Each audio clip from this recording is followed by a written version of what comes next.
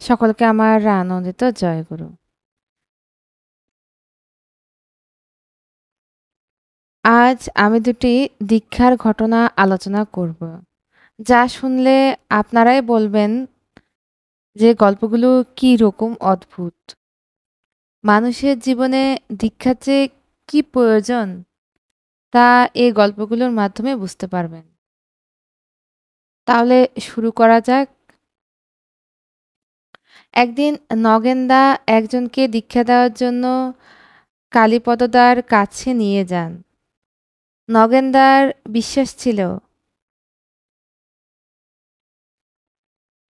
এই সময় তিনি অসমে থাকতেন। জীবিকার জন্য তিনি দুর্গাপুরে আসেন। দুর্গাপুরের বিজনেসে চণ্ডীদাস বাজারে ছোট্ট একটি মনোহারীর দোকান ছিল।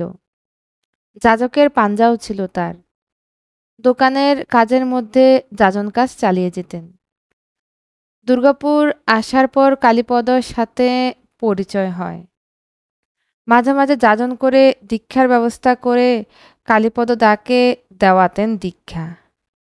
একদিন তিনি কালীপদ দাকে তার ভাগ্নে ও ভাগ্নে বউয়ের দীক্ষার কথা তিনি বললেন।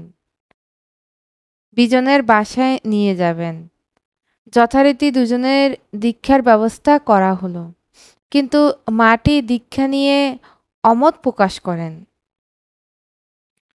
সবাই মিলে তাকে যাজন করে কোনো সুফলই পাওয়া গেল না। অবশেষে তার ভাগ্নেকে দীক্ষা দিয়ে চলে এলেন। ওই মাটি খুবই বহির্মুখী ছিল। চলা বলার মধ্যে বেশ অশালীন ভাব ছিল তার। একটি ছেলেও হয়েছে তার, কিন্তু সংসারটি দেখে মনে হলো ছন্নছাড়া। ওই দাদাটির কথা মনে পড়লে কালীপদ দাদা বলছেন, আমার খুবই কষ্ট হয়। দাদাটিকে সান্ত্বনা দেওয়ার মতো তার ভাষা ছিল না। তবুও বললেন, আপনি ঠিক ঠিক মতো যোজন যাজন ইষ্টবিধি পালন করুন। পরমপিতা আপনার সহায় হবেনই হবেন। দাদাটি বড়ই অসহায় ছিল। এমনকি সংসারে স্ত্রীর ব্যবহারে ও তার অবহেলার জন্য কয়েকবার নাকি আত্মহত্যা করতেও ইচ্ছা প্রকাশ করছিলেন। তার রাতুল চরণে প্রার্থনা ছাড়া কালীপদদার বলছেন, আমার আর কিছুই করার ক্ষমতা ছিল না। তো ওই দাদাটিকে দীক্ষা দেওয়ার ঠিক ১ সপ্তাহ পরের ঘটনা। একদিন নগেনদা কালীপদদার বাসায় এলেন। এসে বলছেন, আপনার বৌমা আপনাকে কিছু কথা বলতে চান। আপনি কি যাবেন? তখন কালীপদদা বললেন, একটু কিছু সময় চিন্তা করলেন। এরপর বললেন, হ্যাঁ যাব, এখনই যাব। বলে তিনি পাঞ্জা ব্যাগ হাতে নিয়ে তার বাড়িতে গেলেন। তিনি গিয়ে দেখলেন অদ্ভুত ব্যাপার। মাটির সেই উগ্রমূর্তি আর নেই। বেশ শান্ত মনে হলো। আর তিনি বললেন যে আমি দীক্ষা নিতে রাজি আছি, কিন্তু দীক্ষার সময় ঘরে অন্য কেউ যেন না থাকে। তো এর কারণ কি? না তার স্বামীর দীক্ষার সময় তাকে ঘর থেকে বের করে দেওয়া হয়েছিল, সেই কারণে তিনি একা একা দীক্ষা নেবেন? ঘরে কেউ থাকবে না, কালীপদ তাকে বোঝালেন যে অদীক্ষিত লোকের ঘরে থাকা উচিত নয়, তাই তাকে বের করা হয়েছিল। কিন্তু তিনি কিন্তু তিনি কোনো কথাই শুনছেন না। তিনি যা শুনে বললেন তিনি একাই দীক্ষা নেবেন। তখন ওই নগেনদা ইশারা করলেন যে ঠিক আছে। দাদা কালীপদ দাকে ইশারা করলেন, আপনি দীক্ষা দিয়ে দিন। যাই হোক, তিনি দীক্ষার জন্য ব্যবস্থা করলেন। দীক্ষার সময় মাটিকে যখন চক্রফটর দিকে তাকাতে বললেন, তিনি অত্যন্ত ভীত হয়ে কালীপদ দাকে জড়িয়ে কাঁপতে কাঁপতে মূর্ছা গেলেন। তিনি তো এই দৃশ্য দেখে স্তম্ভিত হয়ে গেলেন। ওই মাটিকে খুব করে নাম করলেন। একটু পরেই মূর্ছা ভেঙে গেল। নগেনদা ঘরের বাইরেই ছিলেন। তিনি এসে বললেন, দাদা নামটা দিয়ে দিন। তখন কালীপদদা তাড়াতাড়ি করে তাকে দীক্ষা দিয়ে দিলেন। দিয়ে বাইরে বেরিয়ে গেলেন। মাটি ঘরের বাইরে এসে তার স্বামীর পা দুটি জড়িয়ে হাউ হাউ করে কাঁদতে লাগলেন। স্বামীটিও সঙ্গে সঙ্গে কাঁদতে শুরু করলেন। এই একটা বিরল দৃশ্য তারা দেখল। নগেনদা তখন ওই যে দুজনের উদ্দেশ্যে বললেন, ঠাকুর তোমাদের দুজনকেই ক্ষমা করেছেন। এখন হতে তোমরা দুজনেই ঠাকুরের নীতিবিধি কাটায় কাটায় পালন করবে। দেখবে তোমাদের সংসার সুখের হবে। তোমাদের এই অশান্তির সংসারে সুখ শান্তি ভরে যাবে।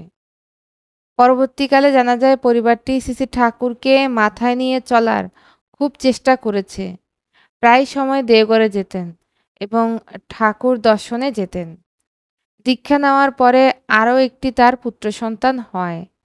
ওই দ্বিতীয় পুত্র সন্তানটি তার খুব ভালো হয়, লেখাপড়াও খুব ভালো। পরে অবশেষে সে ডাক্তারি পর্যন্ত পড়েছে। এখন সে ডাক্তারি করে।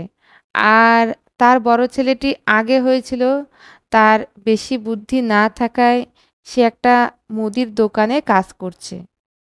তা হলেও তারা সন্তান সন্ততি নিয়ে খুবই আনন্দে এবং সুখী দিন যাপন করছে। ঠিক একই রকম একটি ঘটনা তিনি আবার বলছেন। শ্রী বরেন্দ্রনাথ বোস দুর্গাপুর স্ট্রিট প্ল্যান্টে চাকরি করতেন। কারখানার ডিউটি কখনো রাত্রে কখনো দিনে। বনদী ঘরের সন্তান। কারখানায় বন্ধুবান্ধবদের কুসঙ্গে পড়ে তিনি বিকৃত হয়ে গেছেন। ফলস্বরূপ সংসারে খুবই অশান্তি।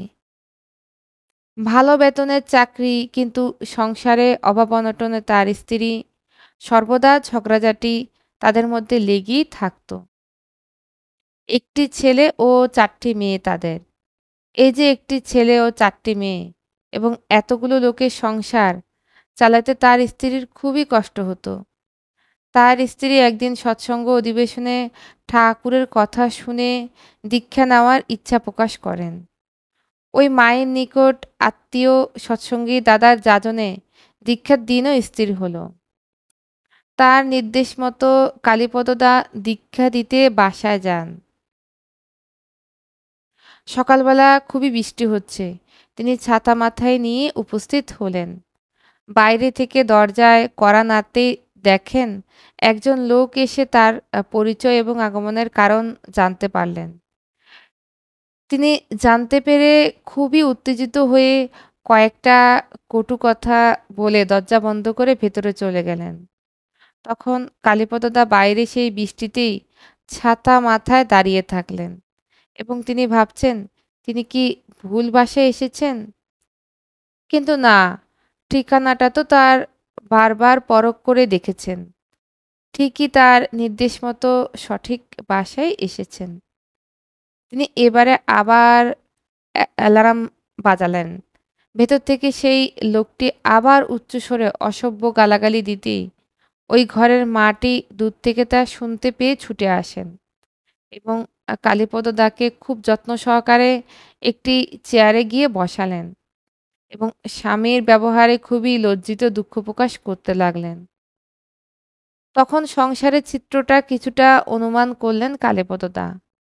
তিনি ভাবলেন মায়ের স্বামীর সঙ্গে আলাপ করার ইচ্ছা করলেন। তিনি ভাবলেন যে এদের সংসারের অবস্থাটা খুবই খারাপ। স্বামী স্ত্রীর মধ্যে এতটুকু বনিবনা নেই। যাই হোক, লোকটা রাত্রে ডিউটি করে ঘরে এসেছে। রাত্রে সহকর্মীদের সঙ্গে পরে কিছুটা পানও করেছে। তার অসংলগ্ন কথাবার্তায় সেটা প্রকাশ পায়। তিনি ধীরভাবেই তার সঙ্গে কথা বলছেন এবং আস্তে আস্তে কিছু সময় পরে নেশা কাটতে শুরু করে। তখন তিনি কালীপদ দাকে তার পরিচয় দেন। পরিচয় দিতেই সেই লোকটি একটু শান্ত হয়, কিন্তু স্টিল প্ল্যানেটের অ্যাডমিনিস্ট্রেশনের আধিকারিক। তিনি এটা যখন জানলেন তখন তিনি আরও শান্ত হয়ে গেলেন। শ্রী শ্রী ঠাকুরের কথা কিন্তু শুনতে নারাজ তিনি। দীক্ষা নেওয়া তার পক্ষে সম্ভব নয়, তবে তার স্ত্রী ও ছেলে দীক্ষা নিলে তার কোনো আপত্তি নেই। এটা ওই লোকটা জানালেন। ওই মাটি তখন দীক্ষার জন্য প্রস্তুতি করছেন। তার একটি ১২ বছরের ছেলে আছে। সেই ১২ বছরের ছেলে সহ মা দীক্ষা নেবেন। পাশের ঘরে ২ টি আসন পাতা রয়েছে। মাটি তখন কালীপদ দাকে আজ সব রেডি করে ডাকলেন। তখন দাদাটিকে কালীপদ দা বললেন, "আপনিও ঘরে চলুন।" দাদাটি বারবার বললেন, "আমি তো দীক্ষা নেব না। কেন আমাকে বলছেন? আমি কিছুতেই দীক্ষা নেব না।"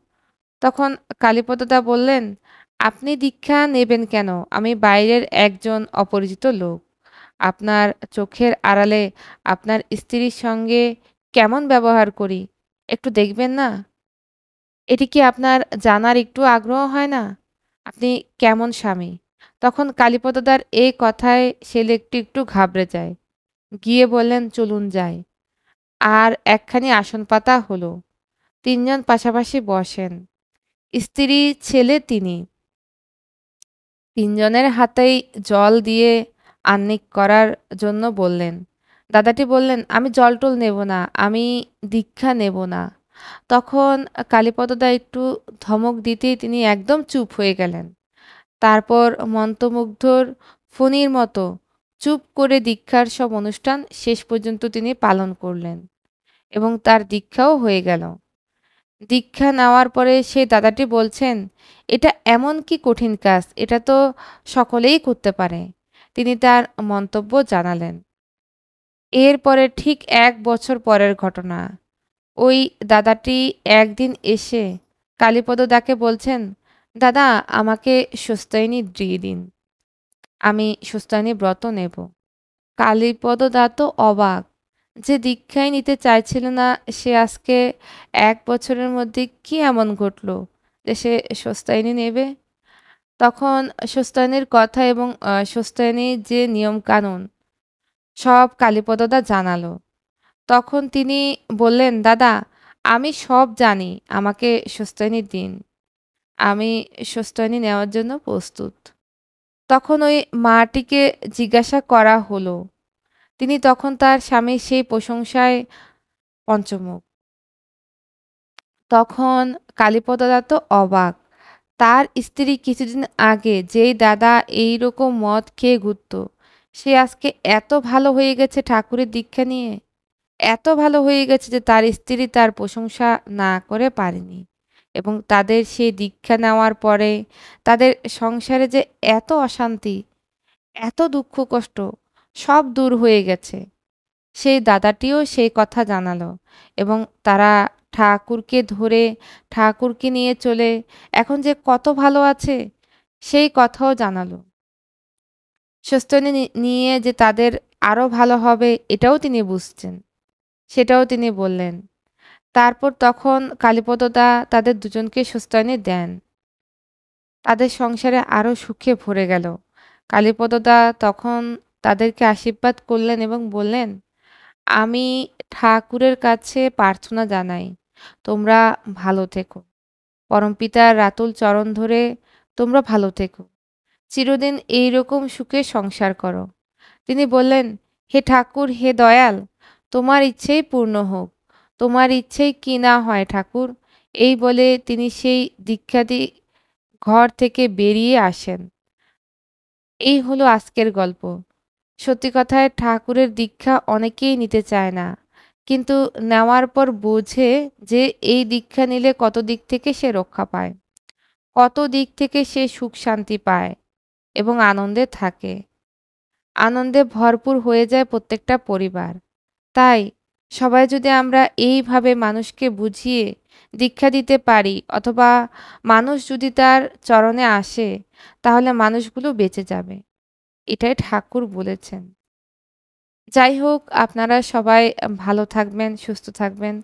সকলকে আমার আনন্দিত জয়গুরু।